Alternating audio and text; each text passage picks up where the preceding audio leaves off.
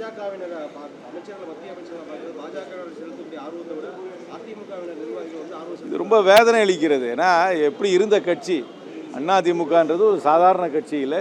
தமிழ்நாட்டை பல ஆண்டுகள் ஆண்ட கட்சி, ஆளுமை மிக்கவர்கள் அந்த கட்சிக்கு தலைமை தாங்கினார்கள். அந்த கட்சியோடு யாராவது கூட்டணி வைக்க வேண்டும் என்றால் அந்த கட்சியை நாடிதான் வந்த காலம் போய் இப்பொழுது அவர்கள் ஓடி ஓடி டெல்லிக்கு சென்று கூட்டணி வைக்கிறார்கள். அது மட்டுமல்ல, அந்த டெல்லியில் இருக்கும் பாஜகவுடைய தலைமை வந்து அவர்களுடைய நம்பர் 2, நம்பர் 3, நம்பர் 4 கூட நேரடியாக கூப்பிட்றாங்க. முன்னாடியெல்லாம் யாரையாவது அந்த கட்சி தலைமைக்கும் பேச்சுவார்த்தை நடத்த யாரை டெசிக்னேட் பண்ணுவாங்க. இப்பொழுது அவர்களே தீர்மானிக்கிறார்கள் யாரை கூப்பிட வேண்டும் என்று.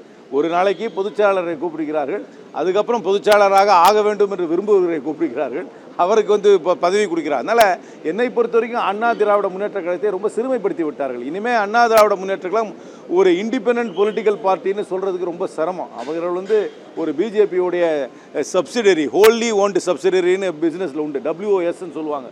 100க்கு 100 பாஜகவுடைய ஹோல்லி ஓன் சப்சிடரியாக அண்ணா திராவிட முன்னேற்ற கழகம் மாறிவிட்டது எனக்கு வருத்தம் அளிக்கிறது. இந்தியா கூட்டணி தமிழ்நாட்டை பொறுத்த வரைக்கும் திராவிட முன்னேற்ற கழகம் தலைமை தாங்குகிற கூட்டணியில் தான் காங்கிரஸ் கட்சி தொடரும்.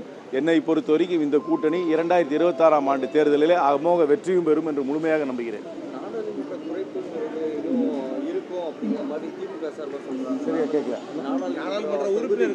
அல்ல, அதுதான் டீலிமிட்டேஷனை வந்து மக்கள் தொகை அடிப்படையில் செய்தார்கள் என்றால் இந்த மக்கள் தொகையை கட்டுப்படுத்திய மாநிலங்களுக்கு ஒரு பாதிப்பு வரும், தமிழ்நாட்டுக்கு பாதிப்பு வரும். அதற்காகத்தான் தமிழ்நாடு மற்ற மாநிலங்களும் எதிர்ப்பு தெரிவித்திருக்கின்றார்கள்.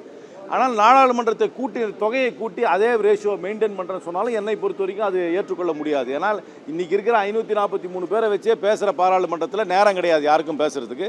நாள் குறைஞ்சிட்டே போகுது. அதுவே 888 பேர் ஆகிட்டாங்கன்னா பேசுகிறதுக்கு நேரமே கிடைக்காது. அதனால் இங்கே இருக்கிற ஜாயிண்ட் ஆக்ஷன் கமிட்டி முதலமைச்சர் திரு மு.க. ஸ்டாலின் அவர்கள் நடத்திய கூட்டத்தில் 25 ஆண்டுகளுக்கு இதே நிலை தொடர வேண்டும் என்று சொன்னதான் என்னை பொறுத்த வரைக்கும் இன்றைக்கு இருக்கிற நல்ல யோசனையாக எனக்கு படுகிறது.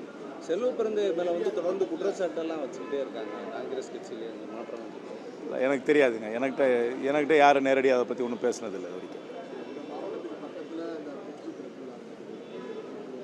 இல்லை, அழைப்பு வந்தது, என்னால் வர முடியல. எல்லா பாராளுமன்ற உறுப்பினருக்கும் அந்த புரோட்டோகால் படி அழைத்தாங்க. ஒன்றும் யாரும் ஸ்பெஷலாலாம் ஒன்றும் அழைக்கலை.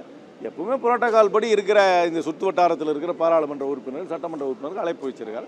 அதனால் வந்து அந்த பிரிட்ஜை திறந்ததில் எனக்கு ஒன்றும் எந்த வித ஆட்சேபனையும் கிடையாது. தமிழ்நாட்டுக்கு வந்த ஒரு திட்டமாக தான் இதை வரவேற்கிறேன். ஆனாலும் அவர் இந்த வக்ஃப் மசோதாவை வந்து நிறைவேற்றியதற்காக எங்களுடைய ஆழமான எதிர்ப்பை இன்றைக்கும் தெரிவித்துக் கொள்கிறோம். தமிழகத்தில் வந்து ரயில்வே திட்டங்கள் அதே மாதிரி வளர்ச்சி நிதி எதுவுமே வந்து மத்திய அரசு வந்து இன்றைக்குமே வந்து அவர்களுக்கு வந்து நமக்கு கொடுக்க வேண்டிய நிதியில் கொஞ்சம் குறைவாக தான் கொடுக்குறாங்க. ஏன்னா அவர்களுடைய பார்வை வந்து அந்த வட இந்தியாவை நோக்கியே இருக்கிறது. அவர்களுக்கு சாதகமாக இருக்கும் மாநிலங்களை நோக்கியே இருக்கிறது. தமிழ்நாட்டுக்கு கொஞ்சம் நிதி கொடுப்பது நம்மளுடைய இப்பொழுது கூட நீங்கள் பார்த்தீங்கன்னா அந்த கல்விக் கொள்கையில் நமக்கு கொடுக்க வேண்டிய நிதியை கொடுக்காமல் இருக்கிறாங்க.